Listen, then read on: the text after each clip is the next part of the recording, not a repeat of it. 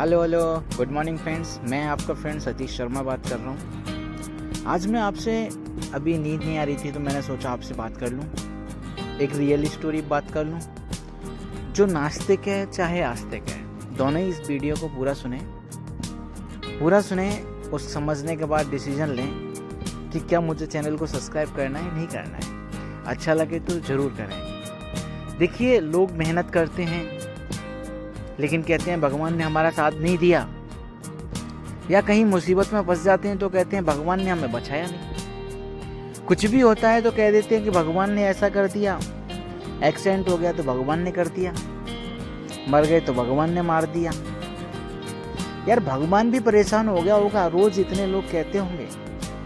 लेकिन मैं आपके साथ एक स्टोरी, रियल स्टोरी शेयर करना चाहता हूँ कि बहुत पुरानी बात है कि एक साधु महात्मा, एक बुजुर्ग आदमी, एक काका जो कि भगवान की बहुत पूजा करते थे, दिनों और रात सिर्फ भगवान की पूजा करते थे। और अचानक से नदी किनारे गांव था। एक दिन की बरसात के मौसम की बात है कि बारिश आने लगी।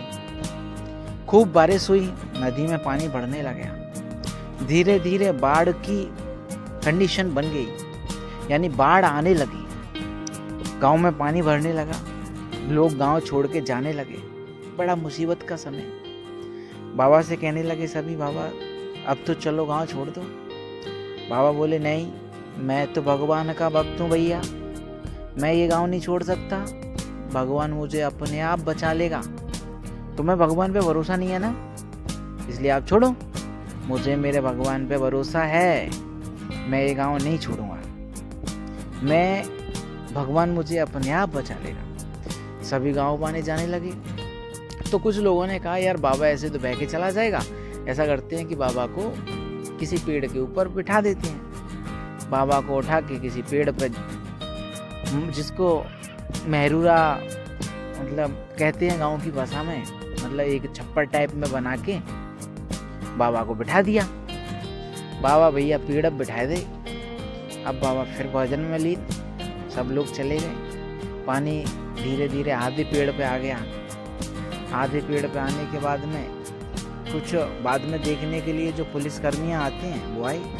बोले बाबा अब तो चलो। क्या बोले नहीं, मैं तो भैया भगवान अपने आप बचा लेगा, मैं तो उसका सबसे प्रिय भक्त हूँ, मैंने बहुत पूजा करी है, मैं ना जाऊँ।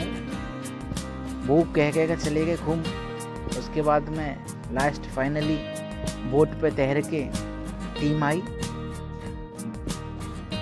कि बाबा अब तो चलो। बाबा फिर कह दिया कि मैं नहीं जाऊंगा, मुझे तो भगवान बचाएगा, तुम जाओ। कह के वो भी चले गए। उसके बाद में भाई चारों तरफ प्रशासन में हंगामा हो गया कि एक ऐसे ऐसे बाबा है, वो पानी में बह जाएगा। तो फिर हेलीकॉप्टर भेजा कि बाबा अब तो चलो। क्या नहीं, मैं नहीं जाऊंगा, भगवान मुझे तो अपने साथ बचा लेगा। मैंने अगर उसकी पूजा सच्चे दिल से की है, मैंने अगर भजन पूजा में मेहनत की है, तो भगवान मुझे बचा लेगा। फिर भी बाबा नहीं गए। एंड में बाढ़ आई, बाबा को बहा के ले गई। अब बाबा ने बहुत भजन पूजा की थी तो सीधा स्वर्गलोक। भगवान से कहा, हे भगवान, मैं तो तुम्हारी इतनी पूजा करता था, इतना भजन करता था, क्या हुआ मेरी उस भजन पूजा का? तुमने तो मुझे बचाया ही नहीं। भगवान जी बोले, हे मूर्ख, तुझे ऐसा लगता है तू उसका इंतजार कर रहा था कि 4 हाथों वाला सुदर्शन चक्र हाथ में बाण लिए, सुदर्शन चक्र लिए कृष्ण भगवान आएंगे या राम जी आएंगे? मैं ही तो था उन रूपों में, मैं कब किस रूप में आऊंगा? मैं तो तुझे बचाने के लिए 4-4, 5-5 बार गया। गलती तेरी है कि तू नहीं समझ पाया मूर्ख, इसलिए तुझे आज मेरे पास यहाँ है। तो देखिए मेरे डियर फ्रेंड्स, जो भी मुझे मेरी आवाज़ को सुन रहे हैं, आप अगर ऐसा सोचते हैं कि हम भगवान के पुजारी हैं, भगवान हमें बचाने आएंगे या किसी एग्जाम में पास कराने आएंगे, भगवान एक मार्गदर्शक है। वो किसी भी रूप में कहीं भी आपके पास हो सकते हैं। आप हर इंसान में भगवान को देखिए, हर जगह भगवान को देखिए, हर काम में भगवान को देखिए और अपने लगन से उस काम को करिए। आप सफलता की उस सीढ़ी तक पहुंच जाएंगे जिसकी कभी आपने उम्मीद नहीं की होगी। लेकिन अगर आप सोचें कि नहीं, मुझे तो भगवान बचाने आएगा, भगवान जी ऐसे नहीं आते मेरे प्यारे मित्रों।